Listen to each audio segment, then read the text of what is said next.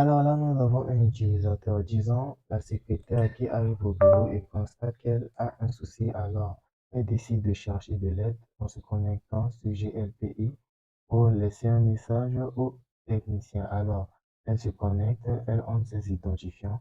Elle s'appelle Catherine Bana, mot de passe, elle met et elle clique sur se connecter. Alors, elle clique directement sur créer un ticket, juste là. Et elle met le type du ticket, elle met sur incident, la catégorie, l'urgence, alors elle met sur haute observation le lieu, elle met au secrétariat. Le titre de son ticket, elle dit que c'est un problème de clavier. Problème autant pour moi, un problème de clavier. En description, alors Madame Bana va dire que une touche de mon clavier ne répond pas. Ce qui fait que je n'arrive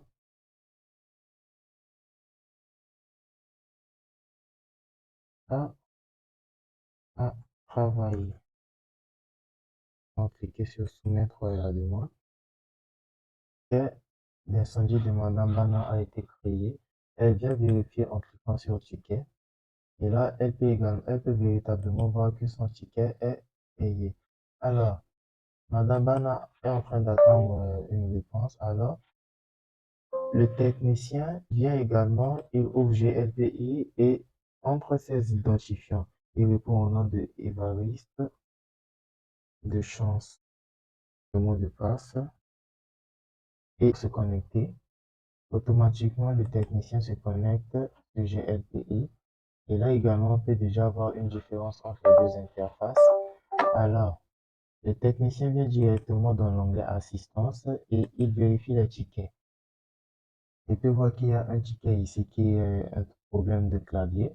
Le statut est en nouveau et il a les informations, même le nom de la personne qui a créé le ticket. Alors, vu que la priorité est haute, il décide de vite voir pour résoudre le problème.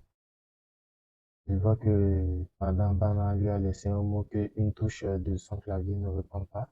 Alors, il vérifie les informations, le statut du ticket et tout. Et maintenant, il va s'attribuer le ticket. Donc, il va simplement cliquer sur attribuer à. Il clique ici. Et là, on peut voir que le ticket lui a été attribué parce que les acteurs sont devenus automatiquement deux et le statut du ticket a automatiquement changé pour devenir en cours. Et juste là, le statut du ticket devient en cours. Il sauvegarde. Euh, on vient sur le ticket.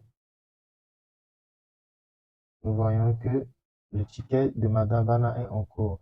Maintenant, le technicien va résoudre le problème de Madame Bana et maintenant, il revient sur GLPI, réouvre encore le ticket et maintenant, euh, met un mot à Madame Bana disant que le problème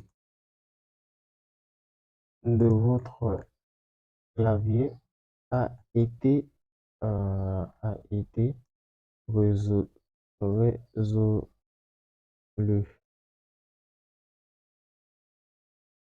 J'ai net- j'ai nettoyé et maintenant,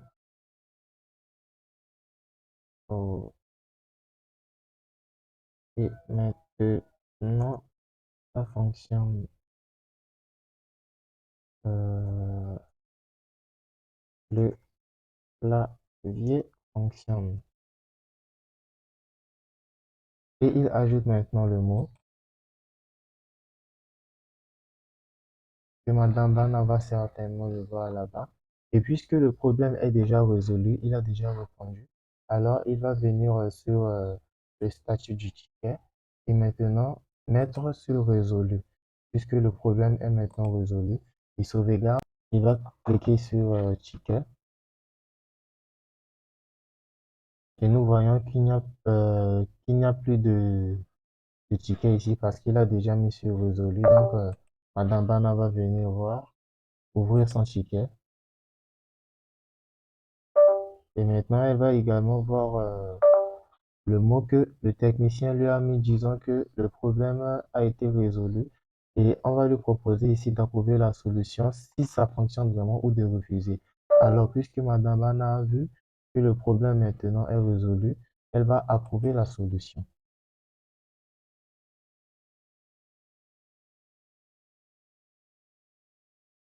Une fois la solution approuvée, maintenant nous voyons que le statut du ticket est directement passé de résolu à clos. Tout juste là, nous voyons que le statut du ticket est devenu clos, donc ce qui veut dire que le ticket a été résolu. Et quand on revient sur l'onglet ticket, nous pouvons voir que le ticket n'y est plus. Le ticket n'y est plus. Maintenant, vu qu'on a déjà vu le problème de résolution des tickets, le super utilisateur va également venir. Il va ouvrir son ordinateur, entrer le mot de passe. Il va directement se connecter sur GLPI en entrant ces informations. Donc, il donne le nom. Ici, c'est Sauveur Bana. Il met le mot de passe. Se connecter.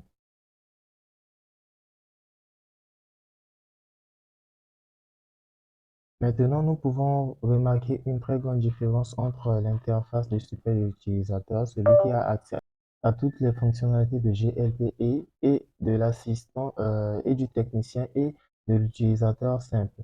Maintenant, le super utilisateur va venir, il va cliquer sur Administration, il va cliquer sur Utilisateur pour voir les utilisateurs. S'il veut ajouter un utilisateur, il lui suffit simplement de cliquer sur le bouton Ajouter et entre les informations, par exemple l'identifiant de l'utilisateur, le nom que l'utilisateur doit entrer avant de se connecter, par exemple il met Kenny, il met le nom de famille, par exemple il met Rolf et le prénom, il met Rolf. Il met un mot de passe pour l'utilisateur, il va confirmer. Il va vérifier s'il y a quelque chose d'important. Courrier, s'il veut envoyer des courriers, il peut mettre l'adresse mail, valider depuis, il va mettre la date, il met le numéro du téléphone, le mobile et tout, matricule et tout. Il peut également mettre le titre, le profil. Il peut définir si c'est par exemple un administrateur ou un utilisateur simple. Il va définir tout ça et il va venir ici en bas pour cliquer sur ajouter.